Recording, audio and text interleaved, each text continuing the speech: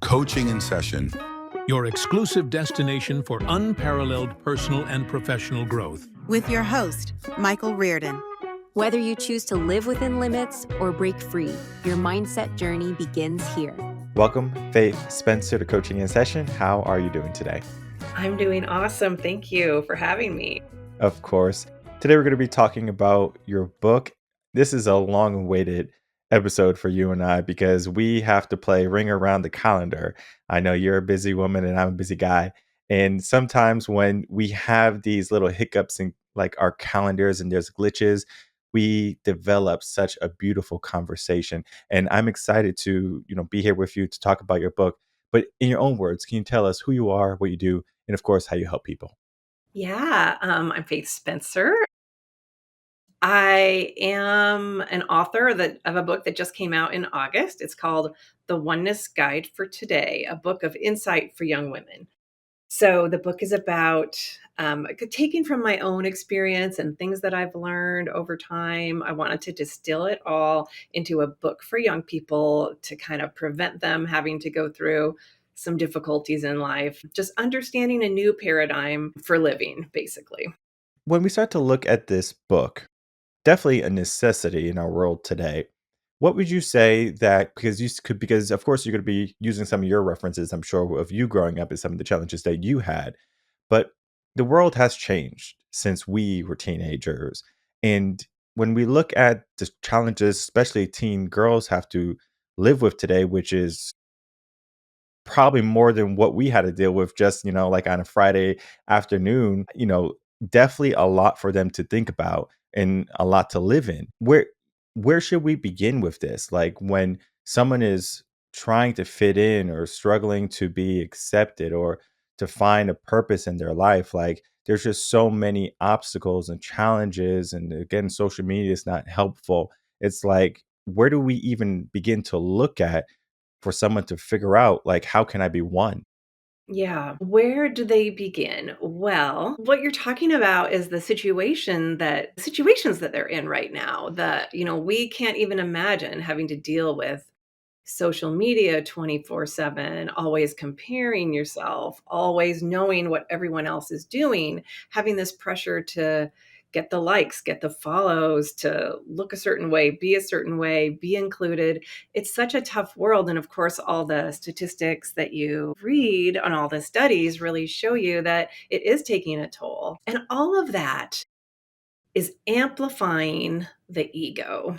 And so this is where we can kind of start, I think, is talking about how I heard Eckhart Tolle say the other day that science and technology enormously amplify the ego. And so we're getting more and more of a sense of ego, of me, of, that's kind of the all important me and everything that comes along with that, and that doesn't create happiness. Spiritual traditions all teach that, the goal of life in many of these, especially Eastern traditions, is to get beyond the ego and to have a sense of interconnectedness that you're in touch with, and that actually creates well-being. And so it's about detaching from this external stuff and tuning within and turning to a source, your own self, and yourself is connected to this greater wisdom, to a greater energy. And then you can create or co-create your life based on that, instead of trying to kind of check these boxes and be what, the world is telling you you're supposed to be, and doing what the world is telling you you're supposed to do. So that's kind of at the foundation of what the book is. I know we're going to be talking primarily about teen girls, but when we start to look at the ego is multifaceted. It's not just guys have egos and girls have egos. Like we all have egos.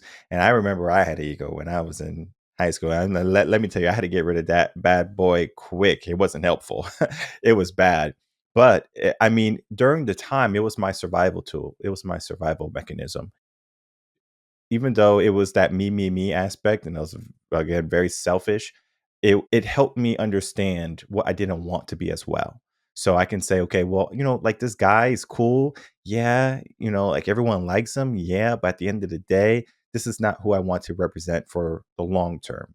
So like the ego for me was something I had to get rid of. And there's some movies I'll probably or books I will quote later on the ego. But I wanted to get your 2 cents on the ego and how it differs between men and women, especially teens at that age. Gosh, that's such a great question. What I've understood is that the ego is actually overall stronger in males. They're raised in a more kind of egocentric, the whole masculine paradigm of living is a little more of the ego, whereas women in general are going to be raised to be more sharing and caring and a little less about the ego. So, and yet teen girls, I think, it's gotten I think teen girls are looking at a bigger ego these days, like I was just talking about. So, yeah, I don't know if you have any other thoughts about that. Well, I'm starting to think that ego is shifting identity. And of course, with all of the transitioning from the traditional style of upbringing and of living where you don't have to have the nuclear family anymore, where you can have a woman who can go out and provide for herself and she can be perfectly content with that. So I think what is happening with the ego is that it's becoming an identity. So instead of them associating with men have bigger egos and women have an ego that's a little bit more soft and nurturing, I think is more in line with, hey, I can make my identity whatever I want. So there's going to be a shift, as I was saying early on, with how teens are operating.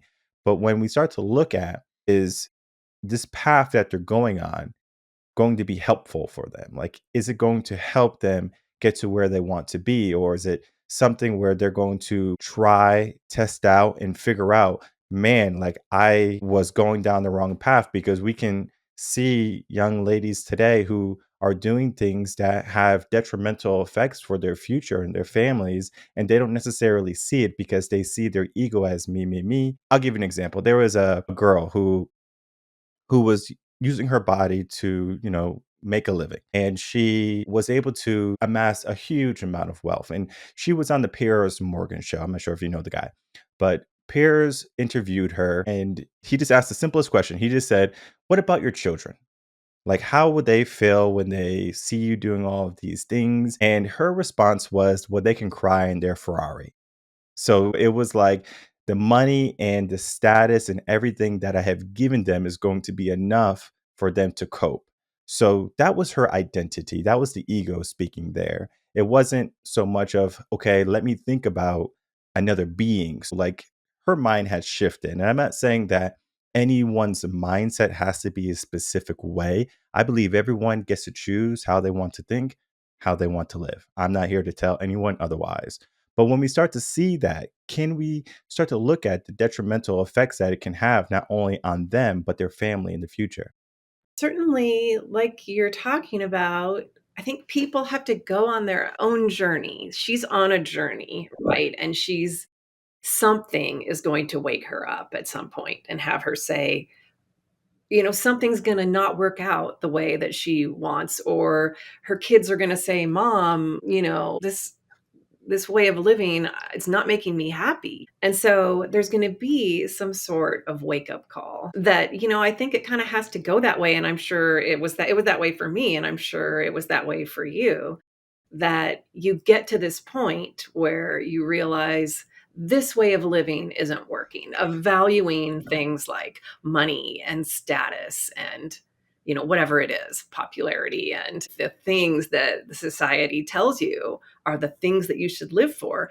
You can, by your own experience, at some point realize that that isn't working. But hopefully, my hope is that this book can kind of show you that before you're even going so far down that road. I mean, I talk about, research and certain authors that I quote a whole bunch of authors that are kind of, a lot of big names that are out there in this spiritual world or self-help world that talk about how we think that we're going to be happier if we keep going after these external status related things, but ultimately it doesn't make you happy. So I bring that up in the book. I'm talking about that. I'm quoting people who are saying, ultimately, it doesn't make you happier. It might seem like it for the moment, but it's creating this like dopamine, a lot of times it's kind of this dopamine boost. The dopamine, you always need more. You're always needing more. And it's just you're kind of on this treadmill. Those things, even the happiness research shows that it's just that they have something called a hedonic treadmill. They call it the hedonic treadmill that we're always, or hedonic adaptation. Those are two different terms. Hedonic treadmill means that we never get there. We're always looking and looking and looking. This next thing is going to be the thing that makes me really happy.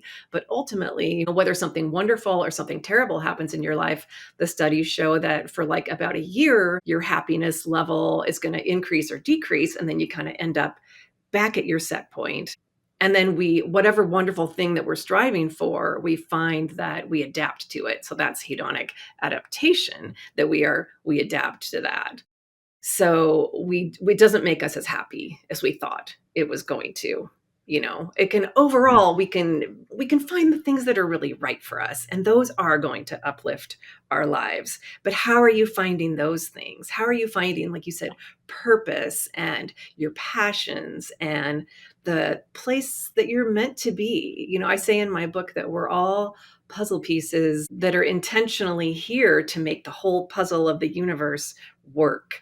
But in order for that puzzle to be right, to really work, we've got to be listening to like the inner call and not, and I don't know that woman's situation and what she's listening to, but the inner call is usually something that expresses these innate talents that you have and that is of use to the world and that makes the world better in some way too. And, making the world better can be that you make beautiful art and it makes people feel good to look at it. It doesn't have to be obviously altruistic, and so the book helps people to tune into these things. One of the things I talk about is the experience of flow. I talk about, I don't know if you know about flow. Yeah, it's this what makes you completely forget yourself and you're so in the moment and like you've got the skills to meet the challenge. And in doing so, you find that you completely disappear into the moment. You completely lose track of time. And I bring that up as the types of things to be on the lookout for that are showing you what you're meant to be doing. So I'm kind of providing some paths, some ways to find the clues to put you on a path where hopefully you can bypass some of the detours in life of going down these dead end roads that you were going down because somebody told you to, that society said you should have a Mercedes or the BMW or whatever it is. All of this is important things to be looking at because when we can mitigate a lot of unnecessary challenges and struggles, we are going to be more secure in our mind in what we do to try new things. Because if you keep on failing in life, that sucks. And if you don't have a strong mind, like, hey, like I can win. And if you have a good supportive team, like friends, peers, mentors, you know how to find good books, then you're going to say, I know I can keep on trying. But somewhere down the road, you're going to maybe just find yourself in a circle where you think the girls around you, possibly your friends or colleagues that you hold dear, are going to hold your best interests at heart. But then at the same time, those people could be breaking you down without you even knowing. It might be the simplest thing of, hey, like I wanted to get into this art class.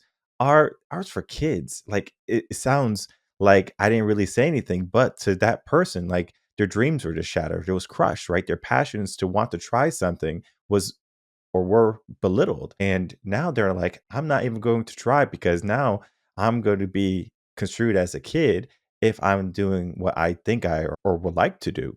So all of these things really give an opening for the soul to be damaged. But then if we learn how to open up our soul for the beneficial factors, we can truly grow. And I remember this book, and you might know it too. It's called Chicken Noodle Soup for the Soul. And I remember in high school, the book came out for me. It was around high school time. And all the girls were reading this book. And I didn't like reading in high school. I'll tell you that much. So when I saw all these girls reading this book, like at lunch and in class on breaks, I'm like, what do you see in this book? Or even what do you see in reading? I was just like, no, you don't need to do all this extra work. But they were truly loving it.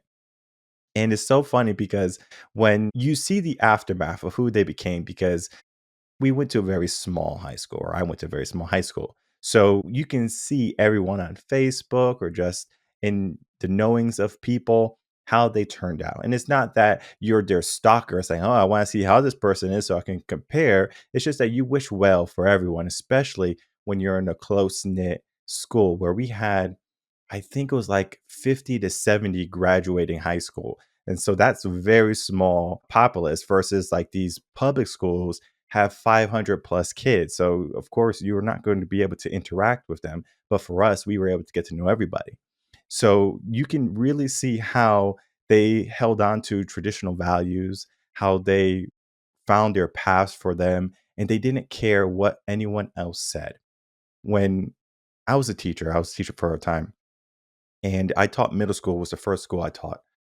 And I thought, from all my experiences from teaching older kids and teaching elementary school kids, that middle school would be very similar. And I was wrong because the hormones, everything was going crazy. And I just saw how mean people were to each other. Not so much the boys were mean to like each other and the girls, but the girls were just like really like mean. And I was like, is this normal? Is this the reality?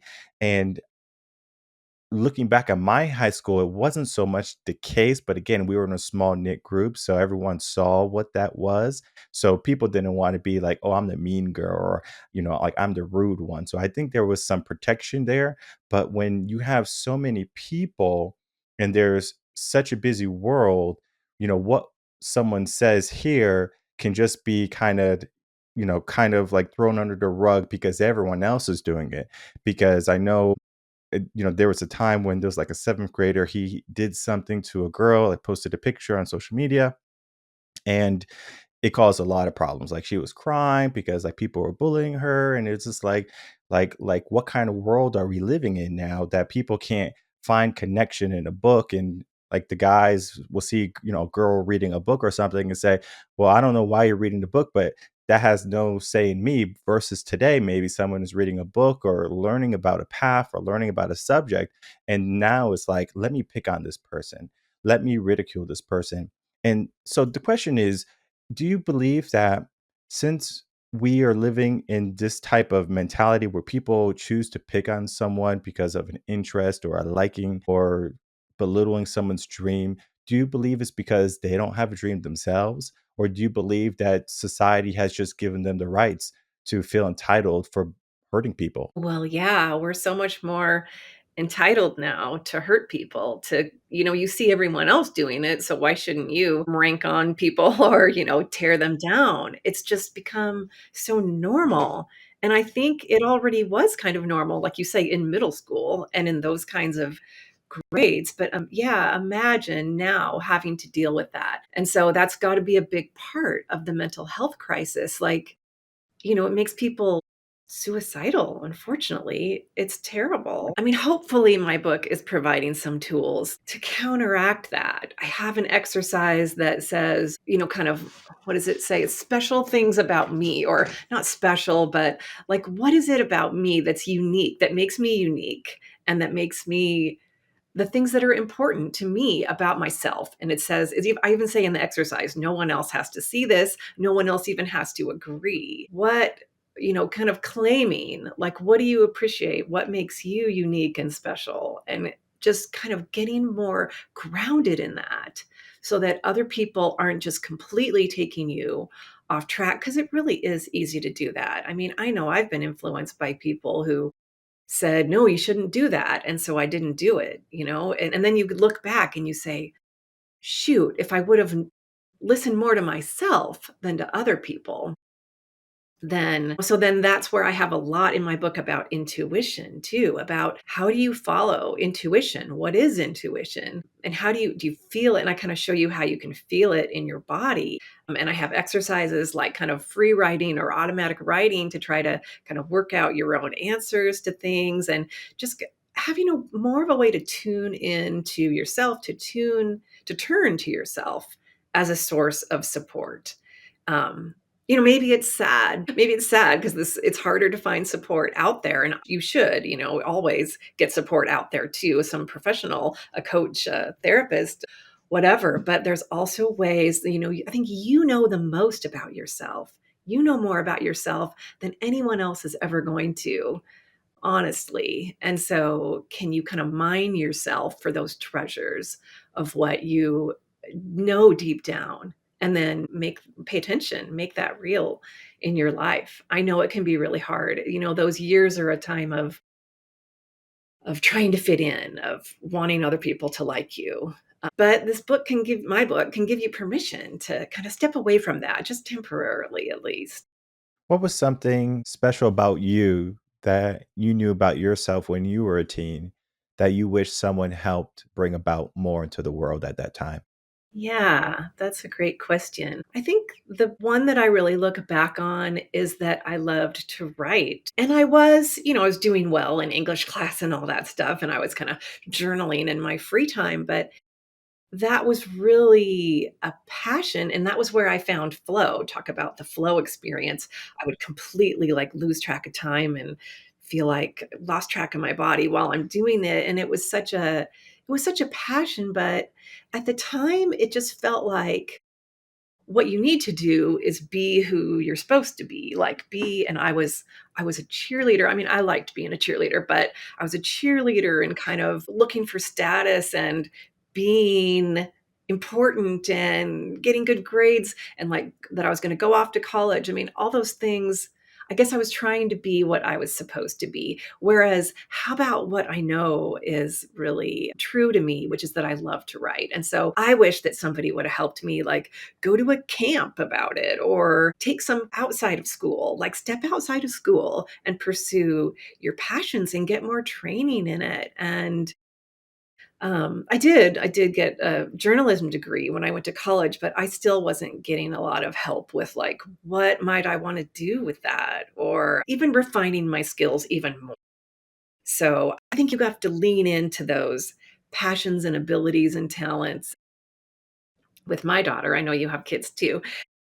With my daughter, that is, like, my huge priority for me. Like, I put her in all the classes, not all the classes, but if I see that she's demonstrating these abilities and talents and ways that she's so unique and special, like, I kinda let her I make sure she can develop that if she wants to. And I really, try to push her a little bit down that road because obviously she's got a lot to offer in that area. So that's something, yeah, the writing is the thing for me that I really think back on. And and then there were other twists and turns later where I felt like people talked me out of different things. But when I was a teen, it was Mhm. the writing. Did you have something like that? For me, I'm trying to think if I had something special that I really enjoyed. And to be honest, during the time, it was just going to school for the flow of going to school. My situation was very different than most people's situation. And we can get into it, but it's definitely away from the book.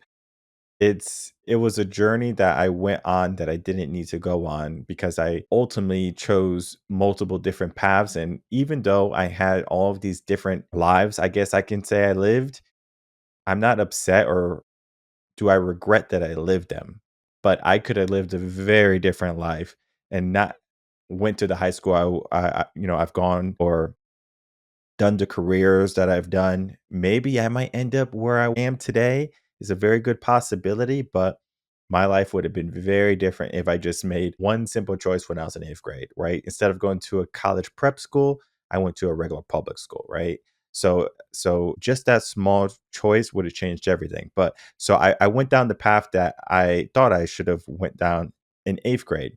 Now, one of the things I found interesting when you were speaking is that you talked about like you want to be that beacon or that voice or that person that a young woman can reach out to and lean on for support.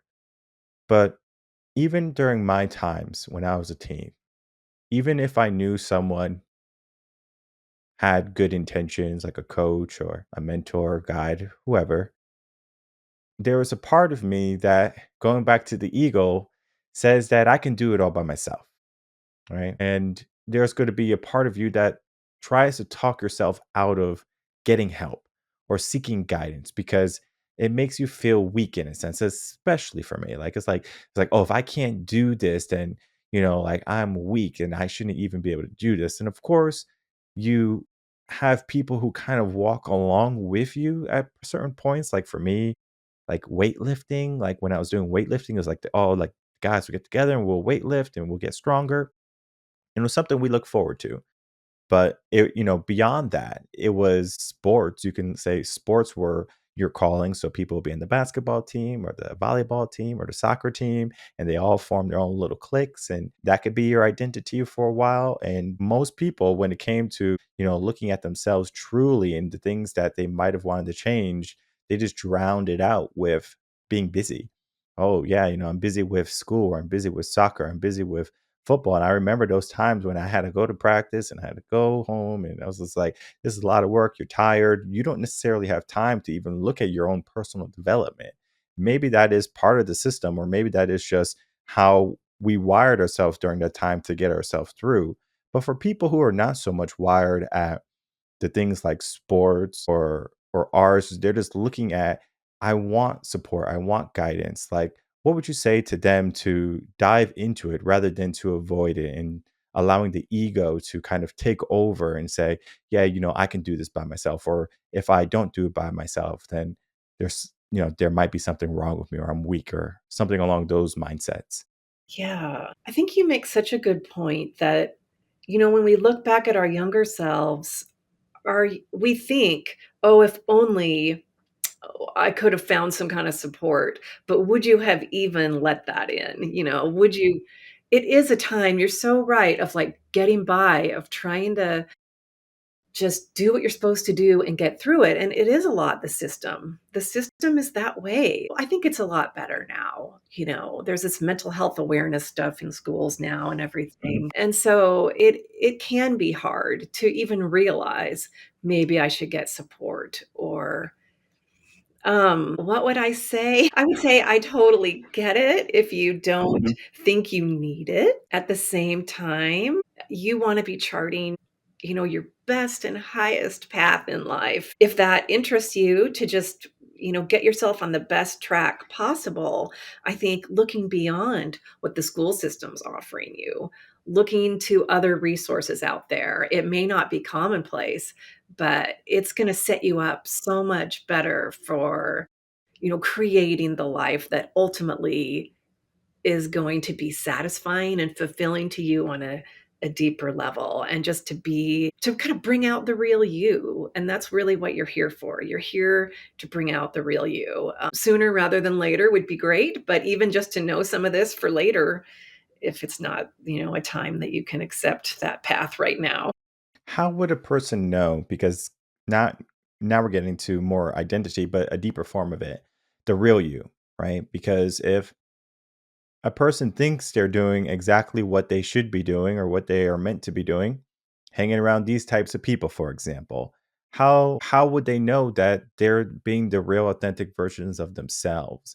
I know we talked about flow a little bit, and that's helpful, but most kids don't know how to get into flow unless they're doing a sport for a very long time and they have a very good coach. Just for, people or parents listening to this, they might know how to get into flow, but when they're dealing with their kids, it's like, how do I get my kid into flow? And they're going to say, well, maybe they should do a sport. Maybe they should do some writing. And then their kid is like, Mom, leave me alone. Dad, leave me alone. You're not cool. Okay. You don't know what I want. So they're doing their best to try to give them the tools for them to be successful. And then they're just, getting hit with that brick wall of their attitudes or their minds. And it's a battle for the Mhm. parents especially to get help for their kids, that they know that, hey, I see where you're struggling, right? Like, I know what I went through and I don't want you to go through those same things. And this is why you have the book, because you want teen girls to not have to go through all the struggles and all the challenges. But then again, it's like we're doomed to our fate, where it's like people fail to even look at history, and so history repeats itself. And there has to be more than just mental health talks, because we can look at the mental health today and how it's weaker than mental health of the past. So the trials and the tribulations that people had to go through made them stronger, versus today, they have so many more battles than ever. Mental health is just not enough. Like they have to do a total detox of technology and then implementing personal development stuff like your book, looking at this and different aspects of how they can increase their potential right now versus, I'll get to it later. Because there's a fallacy of time when you're a teen. I never thought I could die when I was a teen, right? Right. Even though I saw maybe someone in my family or a friend die, it was not something that went on in my mind. And as I am growing older, I'm still young, but I see my kids and I go, one day I'm not going to be there for them. So one of the things in my mind as a parent is I want to make sure that they're equipped for the world that they're going to be living in. So how I raised my son is very different than how I raised my daughter because the world that they're living in is just very different. And the book that I, recommend is, for people when they're like going through hard moments, I say the 10 things to do when your life falls apart. But this book is for when you hit trauma. This book is for when you didn't do the work in the beginning. This book is because you didn't pay attention to all the signs. You didn't read any other book about personal development, finding peace, finding flow. Like you did no work. And then this is the book I say where you have to begin, right? It's by Daphne Rose. It's a very good book. But the book waits until something bad happens. And we just live in a world where people wait too long for something bad to happen before they say, let's take some action today. And I know your book is one where you're urging young girls, teen girls to like pay attention right now, right? Like, as you said, to avoid some of the dead ends. And it's so important that they do because they might be going down a path right now, or they might be on a journey where they feel as if this is it, right? Like, that's the right path. But just a bit of guidance, a bit of wisdom can take them so much further than just what they think is right. Because again, what I thought I knew when I was a teen is nothing, right? Like I call myself a fool now. Now that I'm older, and I can say when I was a teen, I was a fool. Okay. And I say that with pride, because I know that I could have done better in all aspects of my life, how I treated people, how I treated myself. And this is not to say that we're trying to stop all of the mistakes that people are going to make. Mistakes and failures can be a good thing, but there's going to be things that are going to help build you up a lot better. As you talk, there's a lot of girls who are in dire straits and they are even thinking about the quality of their life and if they want to go on tomorrow. We can look at the statistics of that, where women have a much higher rate of attempts and of just this idea of it. Men, even though there is a lower thought of it, they're more successful. However, in our world today, the numbers are starting to change. Now women are being more successful in it, so it's only a matter of time before they curb what men have been doing.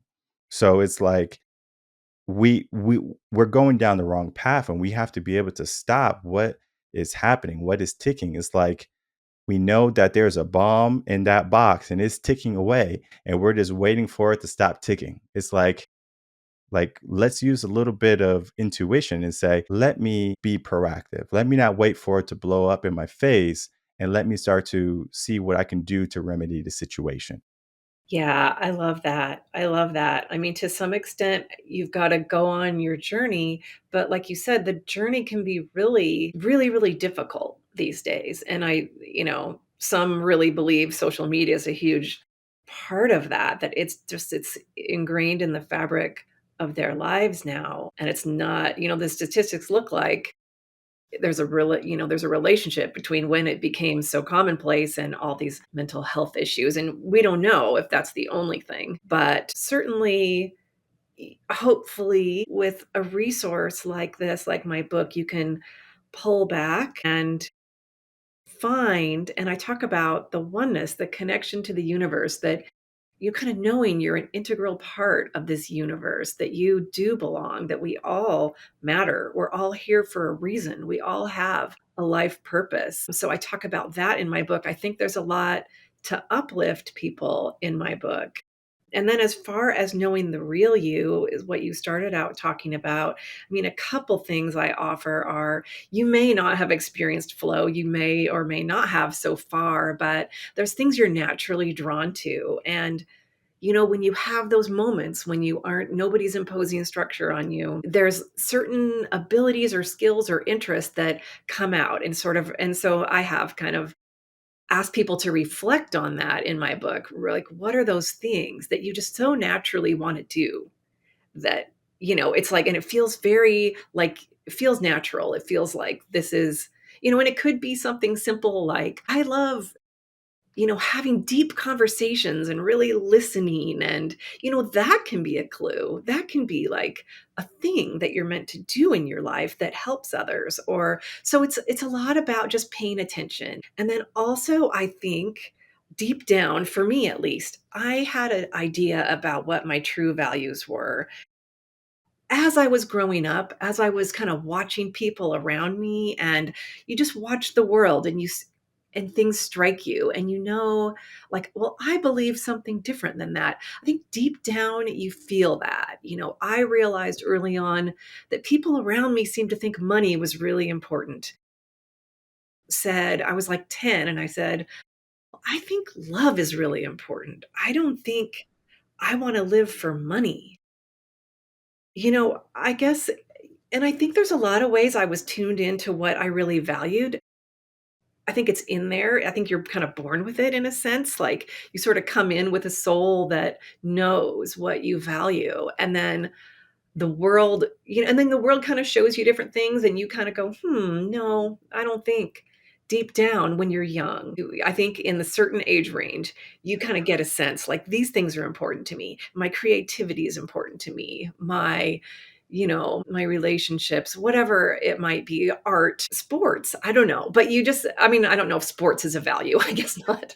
But anyway, I have an exercise that's like my true values. I mean, but sports can be a flow and a passion, like you said. But tuning, I have an exercise that kind of is supposed to tune you into your true values, kind of how are they maybe different from what you're seeing outside of yourself. And so just, I guess everything in my book is about kind of excavating like the real you and then how do you and bringing that out into the world. And there's more than just that, but that's some things that I offer in the book. You bring up some really good points about the obstacles here and the difficulty in getting there, and that's all very real. Just one more time for the audience, the Oneness Guide for Today, a book of insight for young women. He really played a role in mindset today, Faith. I want you to understand that. And one of the things I do in mindset is I'm not always just the sugar guy. Sometimes I got to get a little spicy.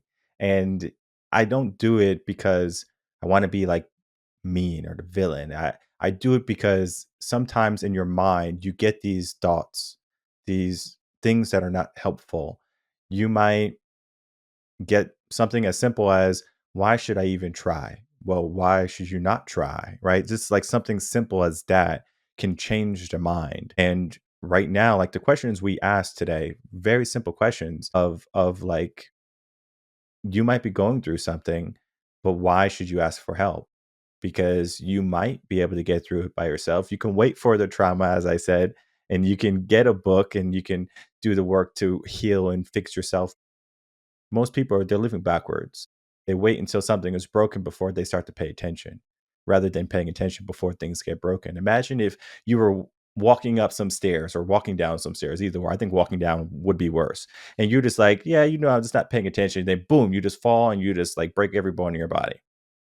Were you paying attention? All right. And this is the mind, because the mind can be extremely strong. It can also be extremely fragile. And it depends on how you build it. And the resources that you give yourself, the people that you surround yourself with, the coaches, the guides, the mentors, all of those people are going to help build you up. And of course, when you're equipping yourself with the best teams, you're going to find yourself ready for whatever comes your way. The real world is going to come hit you like a Mack truck. And if you know how to avoid it, if you know how to, use the crosswalks effectively, you're going to be able to get to any destination you want. Not with ease, maybe, but with a finesse that other people are going to wonder, how did you do it? So, definitely as we start to look at your book and start to look at the ending of this conversation, Faith, I would love for you to give us some final words, some final thoughts, and then please tell people how they can find you, get your book, and reach out to you if they wanted to start working with you individually. Okay, wonderful. So beautifully said. Thank you so much. I guess my parting words are that there's a different way of navigating life that I think it would be so helpful if these teens these days could be the first ones to really grab onto a new paradigm for living. And that paradigm is oneness. It's that we live in this interconnected universe. And so acting on that knowledge means that you are connected to a source of higher guidance. You can manifest, you can kind of co-create with this greater intelligence that is there for you. You've got intuition, and you can act for the greater good, and just create harmony within yourself and on the planet. So you are the hope. I am putting my hope in you, and I'm giving you some tools to help get you there. And how can people find you, reach out to you? So I am at faithspencer.com, and there you can find actually one thing that's great is that's there is some audio exercises that you can do. You can buy the book. I have a bunch of links to buy the book at anywhere that you can find it online. It's on Amazon, and everywhere online. And on social media, Instagram, I'm at Faith Spencer Author. Perfect. And for the parents listening to this, if you have a teen girl, I encourage you to encourage your young girl to follow Faith on Instagram. It's going to be something where they can see her daily life and just speakings of her book and just how she is trying to help young women today be more than what they think they're capable of. Because in a world that is so busy, it's easy to lose your voice. It is easy to get distracted. And right now, I'm just telling you to put your faith in faith, because what we need, as you said, we need to start to transition our mind from all the mundane things that the world is saying and start to look at love. So I do want to thank you so much, Faith, for coming on, spending some time, and of course, talking about your work in your book today.